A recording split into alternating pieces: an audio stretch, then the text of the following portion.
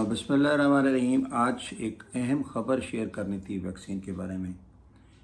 कि वैक्सीन पे एतराज़ करने वाले लोगों का एक एतराज़ और ख़त्म हो गया कि वैक्सीन बग़ैर किसी तस्दीक के लगाई जा रही है और हम पे तजर्बाती तौर पे इसको लगाया जा रहा है। बिलाशुबा जब ये वैक्सीन कोरोना वैक्सीन की जितनी भी वैक्सीन शुरू हुई उनको मशरूत तौर पे एमरजेंसी तौर पे लगाने की इजाज़त दी गई, लेकिन 23 अगस्त बरोज़ पीर को एक बहुत बड़ी खबर आई न्यूयॉर्क टाइम के अंदर कि FDA food and direct authority है यूनाइटेड स्टेट ऑफ अमेरिका की, उन्होंने एक वैक्सीन को बाकायदा तौर पे इस्तेमाल करने की इजाज़त दी है और उस वैक्सीन का नाम है फाइज़र वैक्सीन बायोटेक, ये वैक्सीन है। तो जो FDA की कायम मकाम कमिश्नर है उसका नाम है जेन वुडकॉक, MD हैं, डॉक्टर हैं। तो उन्होंने कहा है कि आज के दिन कोरोना वैक्सीन की फाइज़र के लिए बाकायदगी की मंजूरी, ये इसको एक संग मील के तौर पे इसको करार दिया है उसने। तो देखें, ये जब भी कोई डाटा जमा किया जाता है तो उसके साइंटिस्ट उसके ऊपर काफ़ी गौर व खौस करते हैं कि कोई भी दवाई कितनी इफ़ेक्टिव है, उसके साइड इफ़ेक्ट क्या हैं, उसकी एज के हिसाब से क्या होगा, प्रेग्नेंट मदर को देने के लिए क्या होगा, बच्चों को देने के लिए क्या होगा, बड़ों को देने के लिए क्या होगा। तो पहली स्टेज में इस फाइज़र वैक्सीन, फाइज़र वैक्सीन को 16 साल से ऊपर के लोगों के लिए बाकायदा तौर पे मंजूर कर लिया गया है और जो 16 साल से 12 से 15 साल के लिए लोगों के लिए इसको उन्होंने एमरजेंसी लगाने की इजाज़त दी है और बहुत जल्द ये भी इंशाल्लाह अप्रूव हो जाएगी। तो ये तमाम वैक्सीन्स का डाटा जो है ये बाकायदगी तौर पर साइंटिफिकली तौर पर साइंसी मयार के मुताबिक बहुत सख्त निगरानी के अंदर इसका मुतालिया किया जाता है और मैन्युफैक्चर प्रोडक्ट की सारी चीज़ों को देखा जाता है कि इसके अंदर क्या है, इसके अंदर एडजुवेंट क्या है और इसके साथ जो मैंने पहले बताया इसकी एफिकेसी के बारे में सारा कुछ देखा गया। और ये देखा गया कि इस वैक्सीन को फाइज़र वैक्सीन सबसे पहले इस्तेमाल की इजाज़त दी गई 11 सितंबर 2020 को 16 साल से ऊपर के लोगों को इजाज़त दी गई एमरजेंसी के तौर पे। तो अब उन्होंने देखा कि जिन लोगों को वैक्सीन दी जा चुकी थी उनमें से 927 लोगों का उन्होंने खून का टेस्ट करके ये चेक किया कि उन लोगों को जो माइल्ड इन्फेक्शन, माइल्ड डिज़ीज़ की प्रोटेक्शन करती है, 91.3% लोगों को जिन्होंने फाइज़र वैक्सीन लगवाई थी उनको माइल्ड इन्फेक्शन भी नहीं हुई और ये बाकायदा तौर पे उन्होंने PCR के तौर पे टेस्ट किया कि PCR नेगेटिव रहा उन लोगों का 927 में। और फिर इन्होंने देखा कि 100% तकरीबन ये 100% कारआमद रही सीवियर डिजीज़ में, पेशेंट को वेंटिलेशन में जाने से बचाया, पेशेंट को हॉस्पिटलाइजेशन में जाने से बचाया।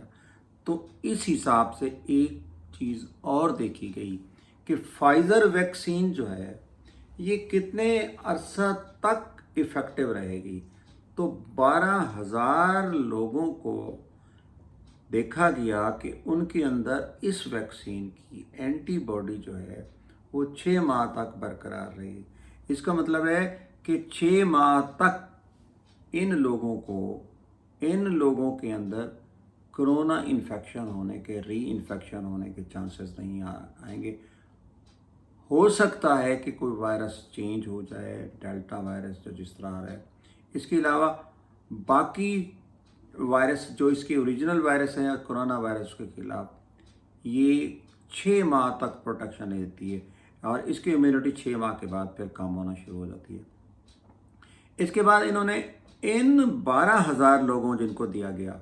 उन लोगों को 6 माह तक देखा कि उनके अंदर कोई साइड इफ़ेक्ट तो नहीं हुए। تو کوئی لانگ لاسٹنگ سائیڈ ایفیکٹ نہیں تھے. مثلا کچھ انجیکشن ایسے سائیڈ ایفیکٹ دیکھے گئے کہ انجیکشن سائٹ پہ کوئی درد ہونا، ریڈنس ہونا، تھکاوٹ، سر درد، پٹھوں میں درد، جوڑوں میں درد، بخار،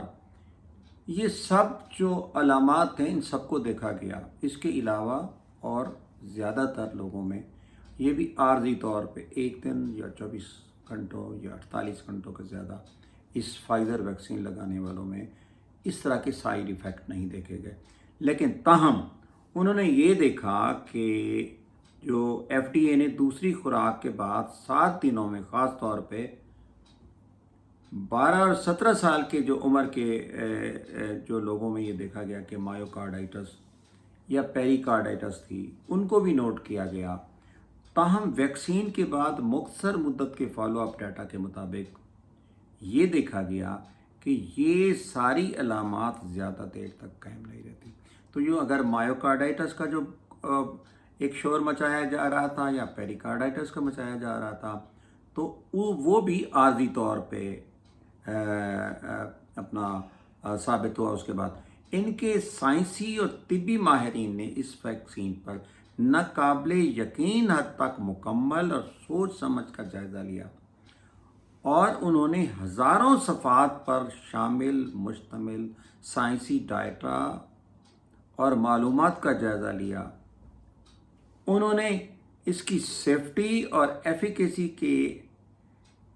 ان کی جو ڈیٹا تھا اس کا تجزیہ کیا اور مینوفیکچررز کے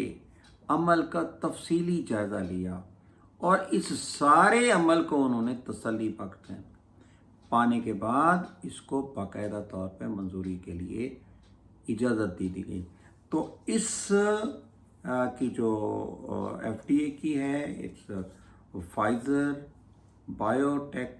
ویکسین جو ہے، یہ نیو ٹائم کی بہت بڑی خبر تھی.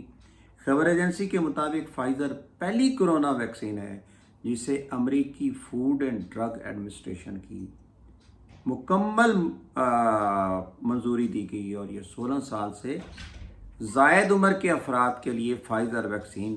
2 ڈوزز کی میں استعمال کی جائے گی. اور انشاءاللہ باقی بھی جو ویکسینز ہیں انشاءاللہ ان کا ڈیٹا بھی ماڈرنا ہے، ایسٹرازینیکا ہے،